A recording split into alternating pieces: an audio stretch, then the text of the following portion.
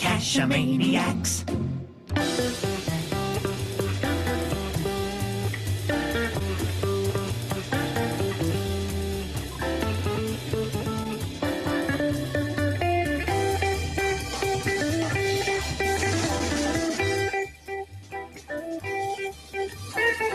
GeoGearHeads.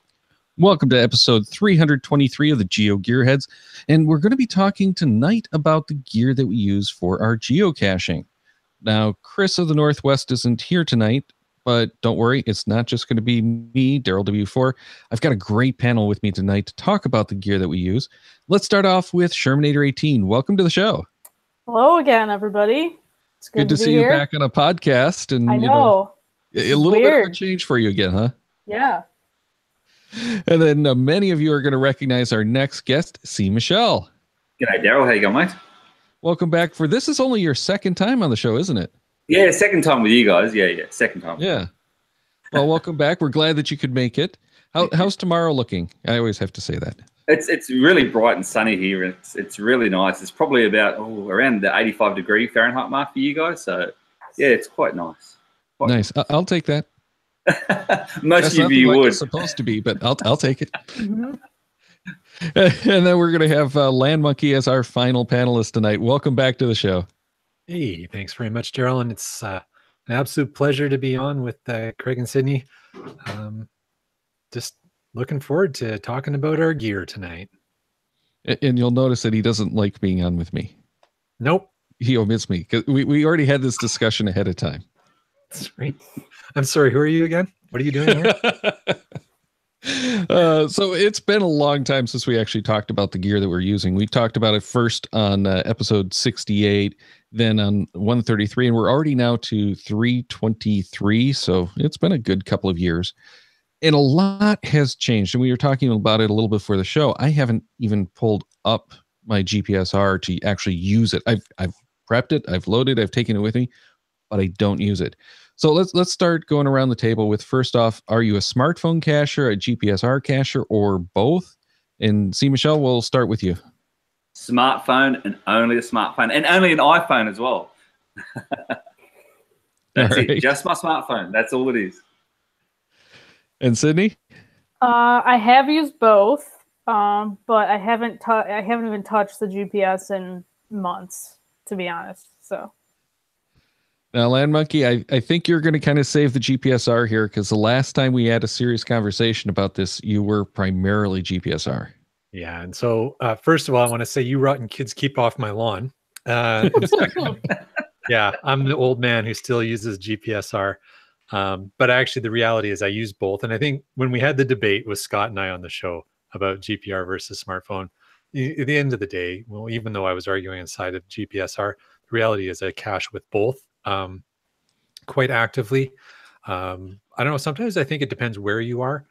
I spend a lot of time places where there's no cell signal, and I get that I can cache offline on my smartphone, but I just prefer using the GPSR. So yeah, for me, it's both my eTrex 30X and Android phone. Well, and I think there's also Sorry, Craig. I said maybe that's the issue for you then. You see, you need an actual Apple, an iPhone, rather than an Android. Well, let's not go there. With the correct app. or just what everyone else is seeming to complain about is we need Cachly on Android. Yes. But yeah. Yes. I don't think that's the reason. Yeah, I really like the idea of using two devices. I like using the GPSR when I'm out in the field on the trail. But in reality, so few of the caches that I find are that way. And even when I am out on the trail, I've gotten so used to the smartphone caching where I've been turning off the screen to save power that I'm really down to just the smartphone now. And I can get a feel for, okay, I need to take this path, because most of the time I'm in the satellite mode, satellite view. So it makes it easy to see the trails and stuff. So I know, okay, I can take this for its, roughly 500 feet. So I can put the phone away and just walk. So I'm not worried about the battery as much. It really just has become, I'm so much more comfortable with the smartphone than with the GPSR, that's what I'm using. But Land Monkey, I don't think you mentioned which GPSR it was that you're actually using now. I did, but you weren't listening. It's the eTrex 30X. So this thing is just the eTrex family for me. And I started when I started caching, which wasn't that long ago. I started caching in 2012 and started with a 30 eTrex 30 and recently upgraded to a 30X. And I just find it's an absolute workhorse. It really does everything I need it to do for geocaching. It loads all the different types of maps, topo maps, trail maps that I need to have. So I'm really happy with using that as my device. So yeah, that's my go-to. Nice. And Sydney, I think you're actually using the 30X as well. I do have that GPS, the 30X. But using it as a stretch? It's sitting on the shelf over here, and that's where it's been for the last 6 months. So I have used it before, but I just find it so much easier to use my phone. Like I never constantly keep up with updating the caches, and putting the caches on there is such a hassle for me when I could just look at my phone and save to an offline list if I want right from there. So see, and I'm all about the 30 when I do go out, the eTrex 30, which is basically the same unit, just the older version of it. It's a great unit. I love the size, especially being two-handed caching, where I've got the smartphone in one hand and I'm watching the GPS just to get me to the cache. I still like physical buttons. And a lot of that goes back to I want to wear gloves in the winter. You can't really use touchscreens, even with the gloves that have the magnetic tips or whatever. It's just not reliable enough, not precise enough to be able to really use it. See, Daryl, over here, mate, we can only use one hand because the other hand we've got to have a stick to fend off all the dangerous animals in Australia. That's what it is. So we need one hand free. Yeah, there's not an app on the phone for that yet? No, not yet. I mean, I suppose there's one for dogs where it sends off some sort of sound waves, to try and disperse the animals that we can't hear. Cool. Oh, you just reminded me. One of the apps that I actually had on my iPhone 3G was supposed to be one of those bug ultrasonic scare things where the bugs just run away. It didn't work, but I tried it a couple of times on the trail and it drained the battery really fast. But how cool would that have been? I tend to get bitten up when I'm out on the trail in the summer. But going back to the 30, I love having those buttons. The touchscreen just really doesn't work. And I want the Oregon 750 to be the awesome GPS that it should be with that connection to the phone. It just isn't. And even with that touchscreen, any kind of rain on the capacitive touchscreens that Garmin use, it's just useless. And you start getting those button presses, or you have to lock the screen and unlock it. But even if you go through the whole lock thing, you have to dry off the screen before you can use it. And to me, that kind of eliminates a large part of why I want the GPSR. So it's like, give me the communication with the smartphones in a unit like the GPS Map 64. Better yet, give it to me in like the eTrex 30X, but that's what I'm looking for, something that has the buttons, that's still waterproof and rugged. But even then, I still worry that, if I get something like that, I'm not going to really use it anyway, because I just keep going back to the smartphones, and they're making the smartphones more and more durable and waterproof. So, I just kind of worry that whole market is going away. Yeah, technology, mate, technology. Daryl, I feel like you could somehow Frankenstein the two together and take apart your 750 and somehow put buttons on it. I feel like that's something you would be able to do. Like one that plugs into the bottom of the phone, like with the actual keypad that plugs into the bottom of the phone for you. I'm seeing someone like gluing buttons onto the screen of the phone. No, I am neither a software nor hardware engineer to make that happen. I'm not even a good enough hacker to make that happen. So let's get into the smartphones. And see, Michelle, you said you're entirely an iPhone guy now. entirely, well, not now. I've always have been entirely iPhone. Ever since I started, nearly 4.5 years ago now. At the moment, I've upgraded now. I've got an iPhone 8, or the 8 Plus, sorry, the larger screen as well. And yeah, I just only use Cashly on it. I also use an iPad as well, but the iPad is predominantly just for navigation in the car. And then as soon as I stop and get out, I just grab the phone out. So yeah, iPad's too big. I don't have that. I'm not that old yet. I need the bigger screen for my eyes.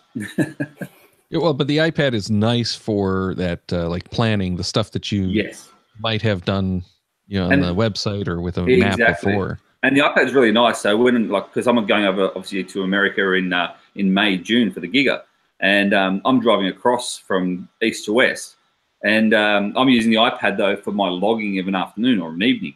You see, after my caching day's done, and that's nice because it's the larger size, so you can use your buttons then.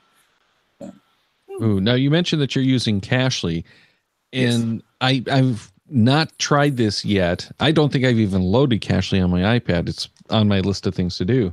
But wasn't one of the things that they're doing with for actually syncing the logs between devices, or am I thinking of a different app? No, that's right. They're doing that. They've upgraded their last update as well. They updated the iPad app. So and so before their last update, the Cashly on the iPad looked like an iPhone on an iPad. So it was only small and it didn't look good, didn't feel good. Well, Nick's updated all that sort of stuff now. So it's predominantly for an iPad app, not just an Apple, and not just a phone app on an iPad. So it looks and feels great. It's got the screen that turns around now as well from profile to landscape mode on all the devices. So when I'm talking about, we were saying before about navigation stuff. So in the Cashly mode, I always turn it into landscape mode, and then you basically just click through and say using Apple Maps, and then the Apple Maps will take you from there. So that's great. Yeah, I'm just thinking in Cashly, and this is one of the things I want to try, especially for like the more in-depth trips. If I can create the logs on the phone and then go back to the iPad to review and post them, that to me is going to be like the way to do it. I know you're a big Cashly fan as well. Yes, I have had an iPhone for like 4 years now, I think. I actually started on the Android, but switched shortly after they cut off that paid app. So I was like, what do I do now? I don't know what to do. And then I found Cashly, so worked out pretty well. But I just use the iPhone. I don't have an iPad or anything weird like that. So, because the iPad I do have doesn't have 7, right? Yeah. The iPad I have doesn't have the GPS or whatever in it, so it's pretty much just useless. Well, if you're using it for planning your trip, that would be useful. And the other thing is, if you're tethering the iPad to the iPhone, it will actually transfer the location information as well. I've never tried that.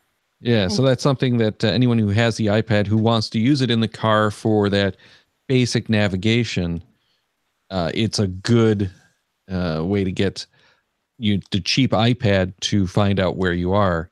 You can always pan around and do your planning, which is really what I'm looking at the iPad to do is, okay, I want to go on a caching trip today, but I don't want to plan it from the phone. I'm just going to bring it up on the iPad and take a look. All right, Land Monkey, save us because you're the last Android user here.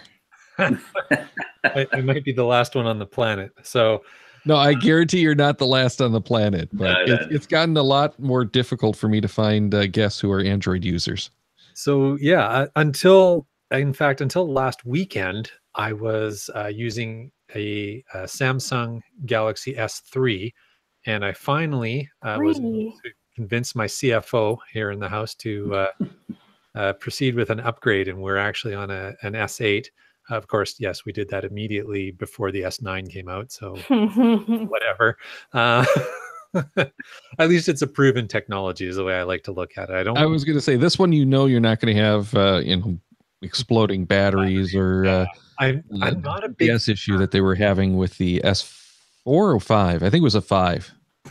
It's a 7, wasn't it? 7. Was it the 7? The 7. I was thinking it was earlier than that. The Note 7.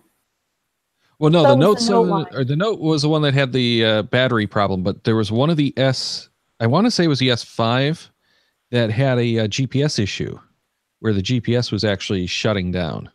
Yeah, well, you know what? I gave him time to fix all that crap. Now I got. Well, and everything I've been seeing about the S9 says yes, it's a good quality phone, but it's an incremental update. Don't worry about it. Yeah, and I'm not a big fan of investing in hardware immediately when it's brand new. I'm not one of those bleeding edge users.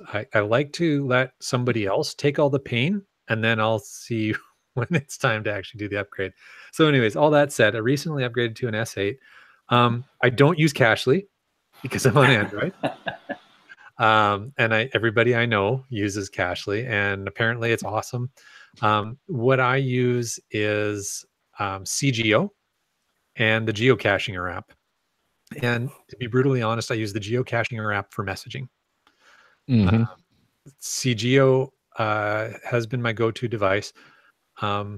Like Craig, I also use an Android tablet. Well, you use an Apple tablet, but I use an Android tablet in parallel, particularly for when we're on road trips.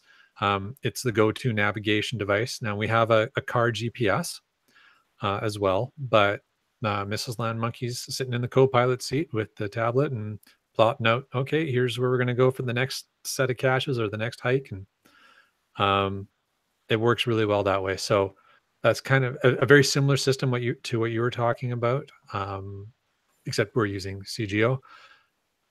I haven't used Geo or however you pronounce it. Geo Live. Yeah. Oh, is it Geo Live now? Is that one? Okay. Well, it was live. I think he might have actually kind of nixed the live because I've been hearing it more often now as just Geo. Okay. But yeah, that's a well-featured app to say the least. So I've heard that. I'm curious to see if you actually like that. When it was younger and I was still on an S3, I tried installing it and it ate my phone. So I had to actually, it was shortly after I installed that app. The first time I ran that app, everything went sideways on my S3. I had to actually nuke the phone and rebuild it from like a scratch OS build. I lost a lot of data. I was not happy. So I just haven't used that app, but I've heard that it's been pretty much rewritten since then. And of course, I was on an older phone and I get that. So I was taking a risk, but I was like, this app isn't for me at this time. CGO does what I need it to do. And I think this is the thing with app users. Now, Cashly users, you guys, it's like a religion. It's a cult. I get it. But I also get that it's a really well-written app and it has a great GUI. And the thing I find with app users is people are very, well, we'll say religious about the apps they use. And I think it's because you get very accustomed to the GUI. You get very accustomed to how I do things. And it's a lot of work because they're not all the same. They're actually quite different in all the apps and how you use them. So I think you tend to see that. And now coming from the Motor City, I think it's a lot like the truck buyers. You get the truck buyers who will only buy the Ford trucks or only buy the Chevys. You know, it's like this is not just in Detroit. Yeah. No. But coming from Detroit, this is what we talk about: is the buyers like that, the people who are really into that one brand. And I was really into Geosphere. I still like Geosphere, even though it was a very difficult program to use. Once you learn to use it, it was a really powerful program. And Cashly has come so far. It's definitely my go-to app at this point, especially because I can't even use Geosphere. But there's some of the little things that I miss from Geosphere, like in Cashly, I can't navigate to the cache, switch back to a listing to look at the other caches, and then go right back to where I was at in navigating the cache. I have to go find and navigate to that cache again. And I've been having some weird reset issues, which I think were bugs in that version of 4, but 4.1 came out just yesterday, and I'm really anxious to try that out. But I haven't done it yet. 4.1's fine. I haven't found it any different from 4.1 to the 4.0. But then again, saying that, I wasn't having any bug issues either from the 4.0. But I find when you were talking before about being religion, being the cult, even though like I'm a Cashly user and I talk to another Cashly user and we're both mad Cashly users, we still use Cashly differently. And I think that's the best thing about it, you know. And what you were saying before, Landmark, is that yeah, you get so accustomed to the way you do things, the way you cache, the way you use the app. And I think that's the best thing that Cachly's done, is it's you can use it in several different ways. So therefore, then not two people can actually cache the same, and it just appeals to every single person. You know, I just wish Cachly would come out in Android just so I can stop worrying about all these Android users. It's very considerate of you. Well, seriously, if anyone is looking for good Android apps, the two that I generally recommend are Geo and GC Droid. They're very different apps, but they are API apps that are well supported and well loved by the developers.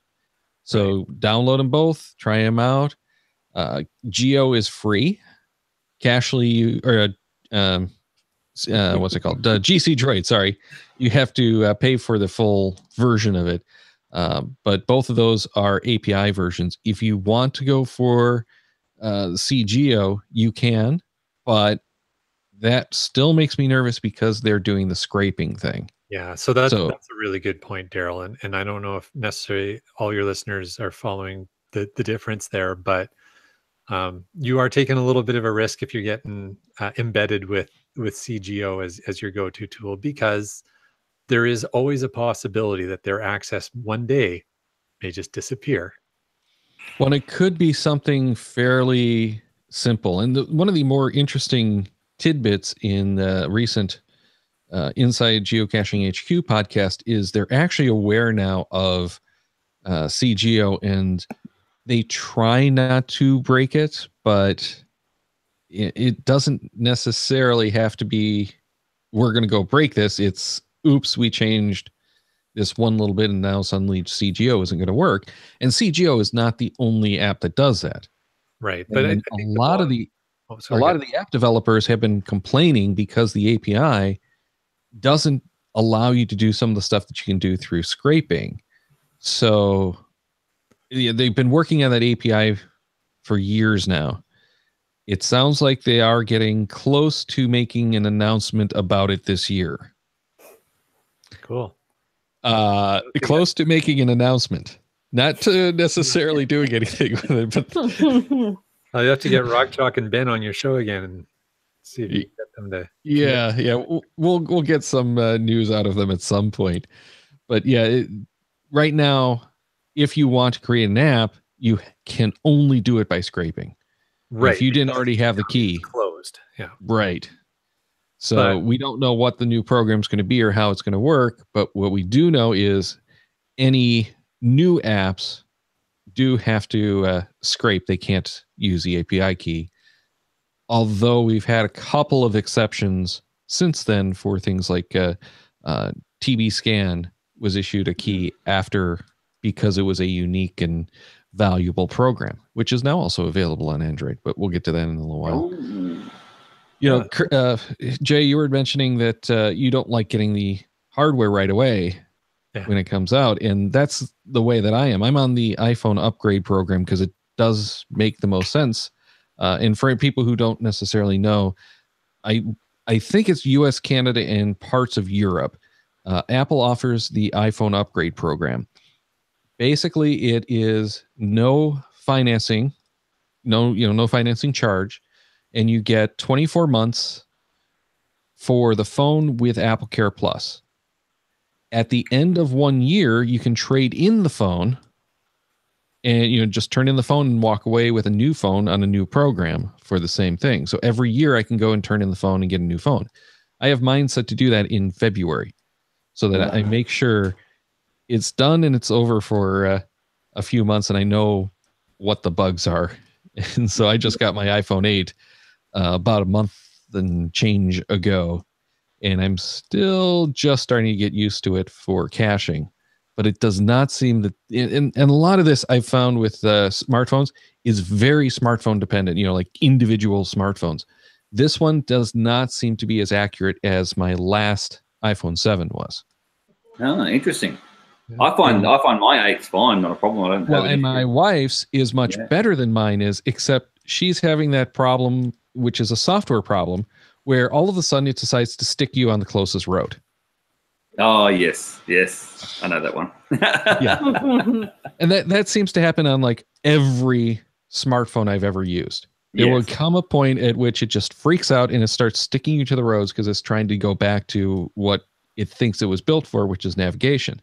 Exactly. So usually it's power cycle the whole phone. Sometimes it's just force quit the app and you can get it back again. Mm-hmm.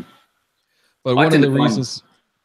Sorry, I was going to say, I tend to find when it comes to the navigational stuff, on Cachly itself, I use the open cycle maps. And the open cycle maps here in Australia will show you the foot trails as well and where they start, which road they start from. So, Apple will just put you to the nearest available parking spot road, even if there's houses along there and you can't get past it. So I look through the open cycle maps, have a look from there, and then just basically do the pin drop and say, just take me to there and do it that way. So that overcomes it. Yeah, one of the reasons that I actually did do the upgrade though this time from the 7 to the 8 is all of the 7 cases and stuff work with the 8, and I love my smart cases from Apple. I really was down on these things when I first heard about them and saw them for the 6S, I think was the first one they came out with them. And I just thought it was insane. Once I got it for the 7, because you didn't have the headphone jack anymore, so the only way to get the headphone jack with a case was through the smart battery case at the time. So once I got that and started using it, it's like, oh, this is amazing. I'm just going to keep using these. And I even have some knockoff ones now as well that I like those too. But I really like having these style cases because it's a nice grippy silicone case, gives it a little bit of protection, and it doubles the battery life. So most of the time when I'm doing a caching run, I don't ever have to change cases or batteries, but I always have a second one of the battery cases with me. What are you guys doing for the power thing? I think, see, Michelle, you were saying that you had a solar panels thing that you were using. Yeah, mine's basically just a USB sort of charger, like a battery pack, but it's got a solar panel on top. And so when you do long trips here, especially in Australia, I basically clip it on my backpack and it's plugged in directly to the phone the entire time. So the battery will, like my phone battery will slowly go down. And then if I don't use it for a little bit as I'm walking along, it'll slowly go back up again a little bit. And it basically just keeps it nice on the top level of power. So, which is really nice. So, and that's through the solar panel on the back. Yeah, I have one of those solar panels, but most of the time when I'm actually out enough where it would help, I'm under a canopy, so it doesn't really do much anyway. But the way that I've got mine set up is it runs into a battery pack, and then I have the battery pack charging the phone or whatever. But again, usually what I do for that is I'll take the battery cases, put them in the backpack charging off of that battery, and then I just swap it so I don't have the cable annoying me. But I've not done any of those long trips in so long that I really haven't done it probably about 3-4 years. But there was a period at which I was doing that when the battery technology wasn't as good, and going for an hour or two with GeoSphere open would kill the battery. So I was going through multiple charge cycles on a 8 or 10 hour hike. Yeah, that's right. I know landmarking, all he's going to say is, oh, I've got double A's. Oh, landmarking, what are you using for additional power? Well, I like to say I'm using all the things. But I do have double A's, and I have I have rechargeable for the GPSR, not for the phone. For the GPSR, I have rechargeable double A's. But I also do use a solar charger, but like Daryl, I don't actually use it when I'm on the trail because I'm not somewhere where there's enough sunlight, direct sunlight to actually charge it, because living up in a big rainforest, not that it's raining, but it's sunny, but you're under a tree canopy, so it's like you're not going to get enough direct sunlight. But what I do is I use it, put it up on the dash, and I got the wires running into the shade in the truck, and I'm recharging the battery packs while I'm not using them. Through the windshield, or are you putting the solar panel outside of the car? No, inside the windshield. Yep. Really? Okay. Well, because one of the catches with the windshield glass is that it filters out a lot of the UV, which is what a lot of those solar packs use to charge. So you'll get some charge, but usually it's a lot more efficient if you don't have the glass. And I know, yeah, but it's a lot more efficient a if lot of somebody doesn't people, steal it. yeah, I know a lot of people who have been putting it like under the moonroof. Right. If they've got that, because that's a little bit better at least. But yeah, I've tried the solar charger. I've got one of the solar battery packs where it's the, I want to say 10,000 milliamp hour battery with a solar cell on it. I've tried that on the dashboard and it doesn't charge at all. Oh, there you go. So, but what are you doing for the AA batteries as far as the rechargeables, NIM or low discharge NIM? NIM. Yeah, NIM. I haven't tried any low discharge. Actually, no, it's not true. I just bought some low discharge NIMs. So I've had them out for one cycle so far. So I'm going to see how they do. But I've just been a real NIM fan. They just work so well for me. And of course, again, using GPSR primarily, you get that AA power. But, you know, like some of the people in the chat watching the show, I'm also a vlogger. So I need other power sources as well besides the AA's. And one of the things that I started using a long time ago, and I just love it. It was a gift from my sister-in-law, but it's the Goal Zero switch, which is a USB. So you got, you know, a little USB port pops out on it. This thing is crazy waterproof and weatherproof, disaster proof. It has been through every hike I've been on, including the ones where I've been soaked to the bone, and it still works. So that thing's amazing. For a lot more power, I have an Aoki 20,000 milliamp hour charger. This big baby, I can 20,000. Jeez. Yeah.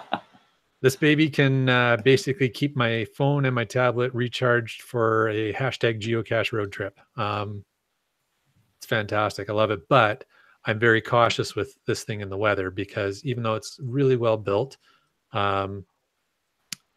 it's not necessarily fully weatherproof. And when you get into units that big, they're usually pretty heavy and they're not necessarily something you want to be lugging around all day in the backpack. No, not necessarily, but I've got a really good vest that I use when I go out caching that balances the weight on me quite well. So this can go in the front pocket and then, you know, use it to charge up the video camera there. So I can make sure I can get some footage. Yeah, Sydney, you're complaining about the 20,000 milliamp hour. I think it's a 36,000 that I have on my nightstand. 36,000. I ended up investing in one of those because we had in 4 months, I want to say 17 days without power. What? Oh, wow. So it was, I better get something that's going to be a lot longer term than just these couple of 10,000. New York, Sydney. Stay in New York. Did you plug your fridge into that or what? Well, we had one where a feeder cable exploded underground. We had another one where the substation caught on fire. We had, and this is all within like this 3-month period, and then we had a storm on top of it. So it was like one after another. We were just without power, and the worst one was we were without power for like 6 days straight. At least then the temperatures weren't so bad. All right, but Sydney, what are you using for power? Mine is only 9,000 milliamp hours, which is chump change compared to you guys. Yes, but it's enough to charge the phone a few times over. Yeah, and it doesn't weigh as much.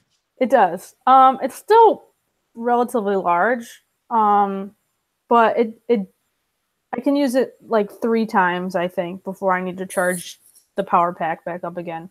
And then I just have other miscellaneous battery packs that I've accumulated. You know, somebody gives you one for Christmas or whatever, so I just have like a bunch of those laying around the house. Yeah, there was a period where it seemed like everyone was passing out those little like lipstick battery packs, USB chargers. Yeah. And those are great. Yeah, I love those because it's something that you can like throw anywhere. I've got a couple of those kind of battery packs that I keep in the car, just charge them up every so often while I'm driving along, and then they're ready to go should someone need emergency power. And I'm going to slide into Pokemon Go for a moment here. We had one of those legendary raid weekends where we're hopping from Pokestop, or from gym to gym rather.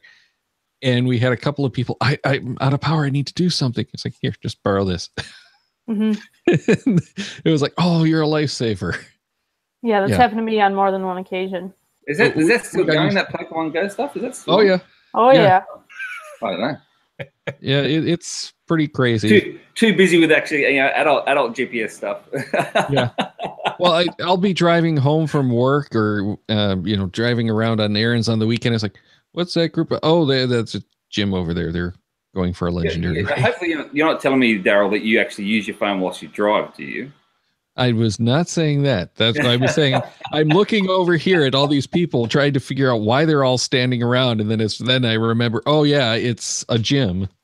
Yeah, so we don't have that anymore in Australia because we're all grown up. So, Well,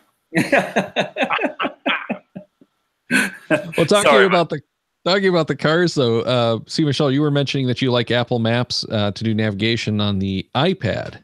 Yes. So you're just navigating from the iPad with the, taking Cashly and telling it to navigate through Apple Maps. Just dashboard mount or something then on the iPad? Yeah, exactly right. Just a dashboard mount for the iPad itself. I mean, look, I only use that when I actually do caching trips, weekends away. Otherwise, I just use the phone. But it's still always through just Apple Maps. I find Apple Maps is the easiest and best way to go. So that's all. And I love how with Cashly itself, you can just basically, one click of a button to say, navigate me now, and it goes directly to Apple Maps. Yeah, well, Cashly and most of the other caching apps on iOS will actually go through a list of compatible nav options and let you pick whatever you have installed to do. So you can use Waze, you can use Google Maps, Navigon, Apple Maps, of course. So there's all kinds of options. So whichever you're most comfortable with for vehicle navigation, that's the one you can use. And again, it's the same as any other time. It's whatever you're used to, what you're accustomed to. I know what it's like. No one likes change. Let's be honest. No, everyone likes to be just the same and just plod along and do what they do. And I've got another reason why I use Apple Maps, but I'll talk about that once I hear from everyone else. Land Monkey, save us, because I don't think you're doing an iPad for navigation. And he's not using Apple Maps. No. You're not using Apple Maps. No, that doesn't work on my Garmin Nuvi. No. So yeah, like I said before, we use an Android tablet with CGO, and we use a Garmin Nuvi. So the Garmin Nuvi is kind of just up on the it's the heads-up display in a sense. It's up on the windshield, and it's giving me my routing directions and such for wherever we're going. Anybody who follows me knows that there's always some sort of crazy road trip going somewhere. So that works really well for us. And then, like I said, Mrs. Land Monkey's co-piloting with CGO on the Android tablet, and we just run the pocket queries before we leave and download them into CGO. It works quite well for us. It's a good system. All right, Sydney, what about you? I was using Waze for a long time, but since I got this fancy Apple Watch, now I use Apple Maps because it connects with my watch, so I can set my phone aside and then I just look at my watch and it buzzes when I'm supposed to turn. So it's the best thing. Which drives me insane. It drives you insane? I really like it. I turned it off. Well, it's not so bad, except when I'm driving and I'm already getting the prompts on the heads up unit, or on the head unit rather. Oh, well, I just set my phone down like in the cup holder or whatever, or on the side seat, and then I just use my watch, really. Well, what I've got is on the new car, CarPlay. So Apple Maps is the only thing that will work with that. And Apple Maps on CarPlay is pretty bad. I hate it. But really? the nice thing is you can set it, turn off the phone screen, and it charge up the phone, and for those longer trips, it gets you there. It's just not what I really like. My preference is really for Navigon, because that lets me do multiple stops, so I can go through Cachly, load them into Navigon one by one, add them to a route, and say, okay, now take me to all of these. That's awesome for any kind of road trip. And even better than that, it's all offline. So I don't have to worry about going through tunnels or, those mountains in Pennsylvania where you lose signal. It's always going to work because you've got all the maps downloaded already, and it's just all it needs is a GPS signal. And we all know that the modern smartphones have a whole lot of extra stuff so that when you're in the tunnel, it can predict where you're going based on what it thinks your speed is. So it looks like you'll have a signal even when you don't, and at least it's good enough to get you through the tunnel. Well, you're not going to turn around in the tunnel, are you? Let's be honest. No. But one of the most annoying things had been in New York, I want to say. I was doing a trip, and the Nuvi, this is that long. This is before I had a smartphone. The Nuvi wanted me to turn in the tunnel. And of course, I go into this tunnel, and then I get out of the tunnel, and then it tells me, recalculating, oh, you missed your turn. What sort of tunnels you got over there? Jeez. we got you go one way. That's it. You don't none of this underground network business. Yeah, that's even our trains. Even our trains or our subways only got one way. That's it. I was going to say, Daryl, anybody with a modicum of common sense does not entirely rely on their GPS. No. No matter what platform it's running on, over common sense. There's been a number of times our Nuvi has indicated that the quickest route to that geocache is through this river. Oh, right? Absolutely. But I was like, see, Michelle, there can't possibly be a turn in a tunnel. Right. What are you talking about? I have to turn in a tunnel. But I used to be a big fan of Google Maps. I absolutely hate Google Maps now. Really? I've had so many problems where it takes me to completely the wrong spot or takes me totally the wrong way. It's worse than Apple Maps had been when Apple Maps launched sometimes.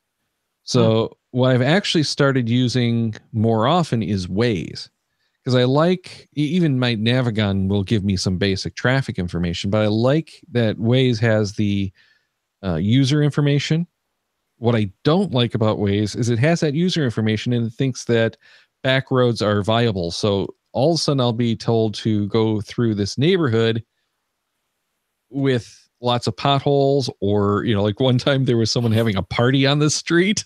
So I thought that was a more appropriate route to take because everyone was going to this party apparently.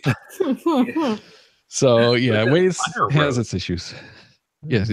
Well, and a lot of dirt roads. I am ending up on a lot of dirt roads where I don't want to be. All right. We are running long, but I do want to talk about, smartphones are like the Swiss Army knife, and we've got tons of different tools on there. So let's just real quickly run through some of these other tools that we've got on there. See, Michelle, why don't you go first? Things like TB Scan, the GC Toolbot, GC Tools, like the app itself. Obviously the Wherigo app, QR readers, even like the FTF magazine I've got on here as well. I'll play Podcaster, you guys, all that sort of stuff. But here you go, Android. Are you ready? Are you ready, Android people?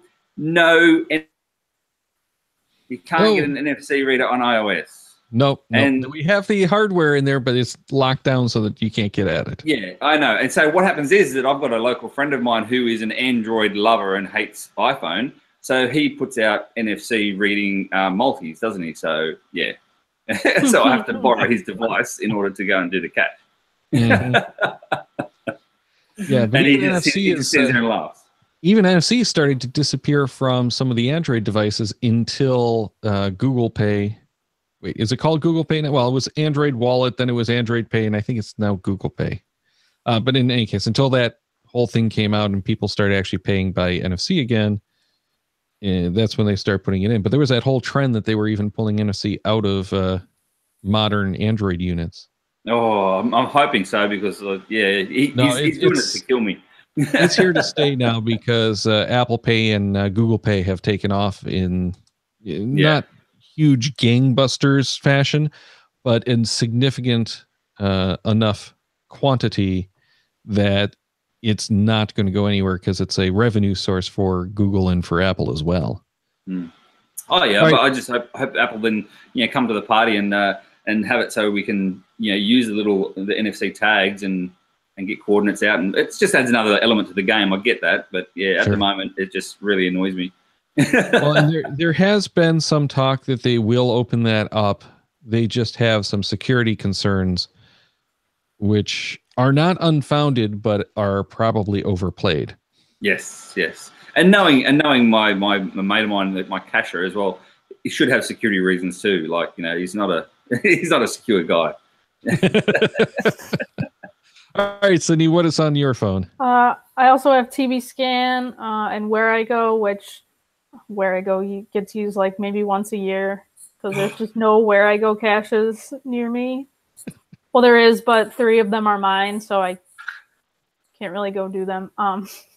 But I also have a GPS coordinate averaging app, so if I want to hide a cache or just take coordinates for something or other, where I parked my car or updated coordinates for a cache that's 100 feet off or whatever, I use that. Sydney's a good CO who averages her coordinates. The phone averages it for me, so. There you go. See, I do mine offline after the fact. But I really would like to have an app, and I'm sure there's one out there. I just haven't found it. An app where I can go and get a reading, come back, get another reading, come back, get another reading. Not one of the ones that you set it there and average, because I found that I have more drift and less accurate coordinates when I do the averages that way than if I do them just as the one-time reads. But I also would like to be able to not have to hit the button. I want to be able to enter it in so I can take like the GPS, average that with the cords from the phone. And, I've got enough GPSs over here. I usually take at least 2 out there, and at least one of them is going to be close. Land Monkey's laughing at me. Okay, Land Monkey, what's on your phone? Well, a lot of the similar stuff that these guys talked about, just the Android versions. I do love Where I Go. So that's like the first app I made sure was on the new phone. But I just recently, very, very recently, so recently I haven't even tried it yet, got TV Scan on the Android. So I'm really looking forward to trying that out and seeing what all the buzz is about, seeing how well it works. Definitely. I love the Where It Goes as well. In actual fact, I'm creating one at the moment as well we're doing the Oz Geo Muster. There we go. Look at that. Oz Geo Muster in 3 weeks' time here in Sydney. And it's a mega. We've got mega status, which is really, really cool. But what happens is we get mega status, awesome. And then 2 weeks later, the only 2 Where It Goes nearby are both gone, both archived. Of course. So here I am now frantically trying to learn how to do a Where I Go, like create one. And I love them myself as well. But yeah, so Craig, if you're stuck, just reach out to Memphis Mafia. The guy's a Where I Go wizard. Yeah, I heard that as well. There's certainly plenty of people more than happy to help with Where It Goes if you get stuck. Yep, definitely do. And I'm a Mac user as well, so I've found that the Where It Goes don't really like the Mac too much. I'm like, geez, anymore. Yeah, all the odds are stacked against you there. Yeah. I know, right? But anyway, I'll get through it. All right, on mine, I do keep the geocachinger app for messaging only. Yeah. I do like having the push notifications for messages. TV Scan, of course, for the discoveries, and of course, Where I Go. I do have a couple of other apps on there, but I haven't used them in over a year, so I'm not going to mention them. Mm-hmm. All right, let's move on to some feedback. And Ed302V8, which I'm sure I'm supposed to be pronouncing that differently, but he emailed, have you seen these small Wi-Fi endoscopes? He gave us a link to a sample of the DP Power 2 megapixel high-def Wi-Fi endoscope, and he got that for $20 by watching for sales. It has a Wi-Fi connection to the smartphone to let you see inside things while searching. So I actually had an early version of one of these things that was actually the full inspection scope that I never ended up using. But after his email, I went and grabbed one of those from I want to say about a $15 one off of Amazon on one of the lightning deals. It's that would be great here, Daryl. I'm telling you. It's basically this one is, I think it said 6 meter long cable. It's way too long. It's crazy, completely unusable because it is so long. So if you're going to actually do one of these things, make sure you're getting something that's maybe 2 meters at most. Thinking, what the heck are you doing that you need a 6 meter cable for? Well, I'm sure this is one that's supposed to be like pushed down the drains, but for people who can't envision what this is, it's a very tiny tube camera on the end of a big flexible snake, essentially, like the snakes almost that you'd put down your drains. Yep. Perfect for us in caching in the the outback of Australia, because everyone hides them deep in caves and crevices where snakes live. It's terrible. Yeah. Well, that's it. Every so often I'll run across one of these where it's like, I think it's down here. I don't see it. I don't want to put my hand blindly in there. Right. And I've run into more than a few of those caches where it's at the end of a very long string. Yes. And that string ends up going missing. Yes. So I like the idea of having one of these things for $15. It was worth grabbing it, but yeah, don't end up with this one. Well, you only need the small ones anyway for your LPCs. You only have to lift the skirt up and see like 20 centimeters, don't you? It's not those that I'm worried about. It's the ones where they put it down the utility holes or down into the. We have a lot of them as well. Yeah, well, we have a lot of them too, hanging off of like sewer grates into storm drains. Oh, well, so they just float away. Well, no, they don't get water in it. Well, they don't get flooded that much that you can actually do it. Storm drains are usually deep enough that they don't have to worry about it. But it's what happens if that thread that it's hanging off of snaps. Normally, it's a fishing line, doesn't it? Like, so you can't see it. Right. Right. So Craig, I was going to say to your point earlier about the usefulness of either mirrors or endoscopes, because you don't want to stick your fingers in places. And I know in the U.S. and a lot of the southern U.S. that's the case definitely as well. The beauty of where I live is the only things that are going to kill you are bigger than you. So I was going to say, you guys got bears. I'm more scared of bears than any of our snakes here. Mountain lions are the thing you actually have to be careful about. But yeah. Oh, really? Oh. Yeah. The bears out there aren't the big nasty ones that you have to be as worried about as like those. Well, they are, but you know where those ones are. So. Yeah. Well, and unless you're threatening them, they tend not to threaten you. The bears. Yeah. The mountain lions, you're just a good lunch. Period. Or the snack before lunch. Depends. All right, let's move on to Take Magnet asked on Facebook. He says, I have lots of gear, but really need a good way to organize it. And he's going to listen for those. So let's do that before we leave. And Sydney, I think you had a good suggestion.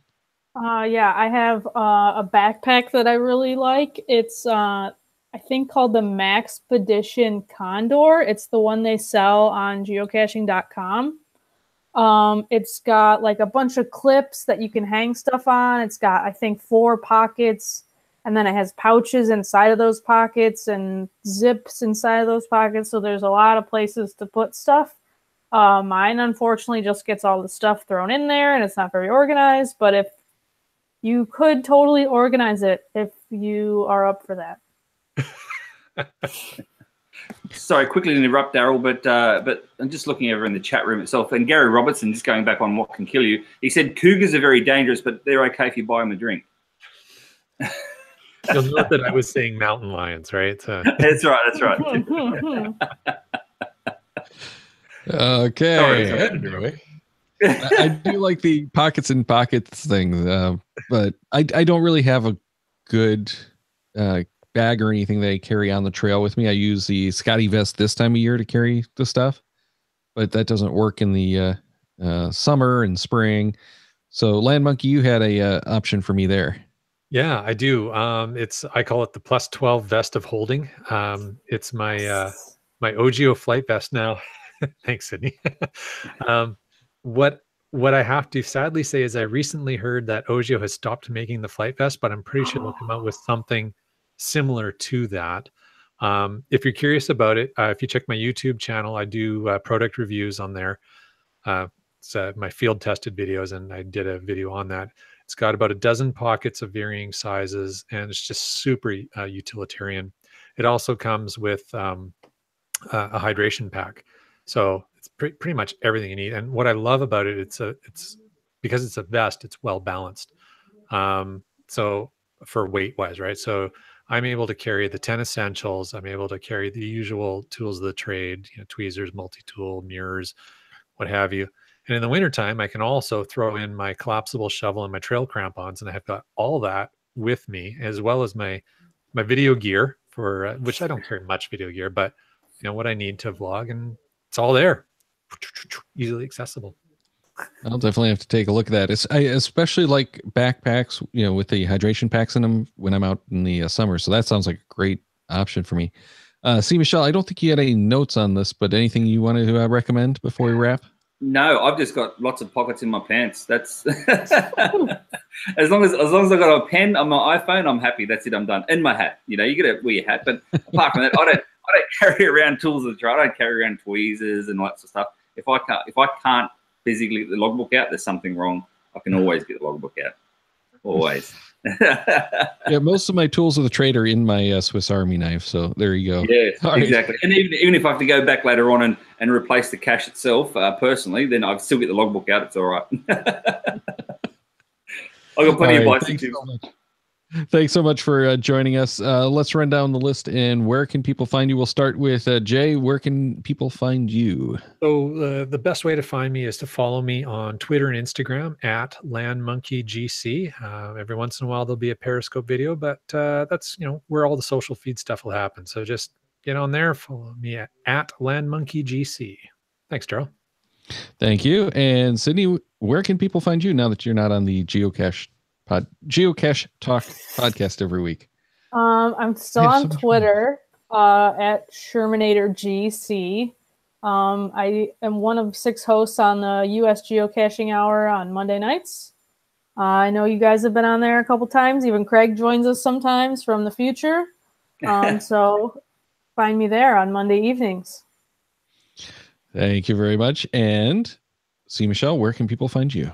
Oh, mate, everywhere. Twitter, Facebook, Instagram, Periscope, YouTube, the lot. And it's just the Aussie Geocacher See My Shell. It's not too hard to find. But yes, and I do jump on the US Geocaching Hour when I can, but most cases that's Tuesday afternoon for me, like lunchtime, 1 o'clock. So sometimes I'll do it in my lunch break at work. So, but yes, anywhere, so any social media you'll find me, no drama. See, that's the advantage that you folks down in Australia and New Zealand tend to have, is our evening shows tend to be your lunchtime shows. That's right. Yeah, and that's how I try to do it. Even today, for instance, just after lunchtime here, so it's not too bad. And Tick Magnet in the chat is saying, I was right. This is a fun one. So thanks everyone for doing this. This was a lot of fun. And of course, we had a ton of stuff that we didn't get to this time, so we'll have to do it again. But we do have a bunch of other great shows coming up on March 15th. Just next week, we're going to do another randomized show, and we've got the geocaching vlogger joining us for that one. And of course, we're going to have to talk a little bit about the planetary pursuit, because everyone seems to be confused what's happening with that one. And I've gone through that hard, surely. No, it's not, but I've gone through the fact a couple of times. I think I finally got it down, but the big thing that they're confusing everyone on is the friend league. Friend league, yeah. And doesn't matter. The friends don't matter, but they say you have to go to the friend league to activate. So everyone's looking for an activate button. Oh, no, you just go there. Yeah, right. I can tell you just go there. They want everyone to be friends and fluffy and fun. Yeah, well, it basically seems like that is the mechanism that allows them to do the scoring. That's it. Mm-hmm. Well, that's why it's there. It was a little confusing when it first came out, especially for folks like Daryl and I guess you guys probably got it too.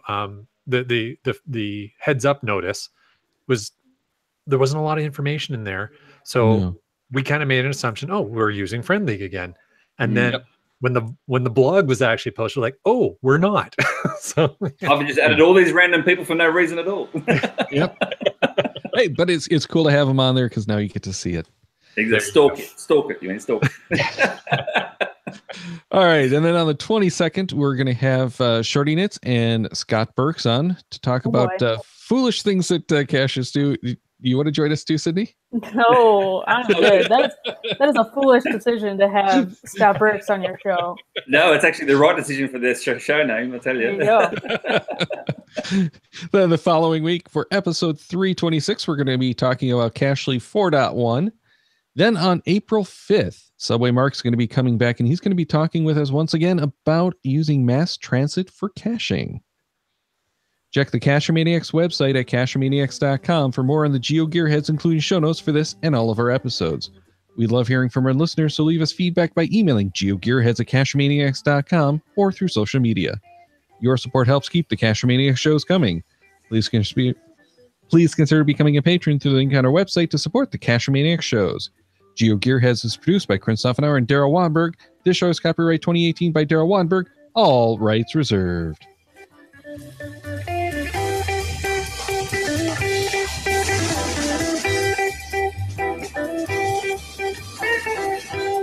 Cache with the Cachemaniacs.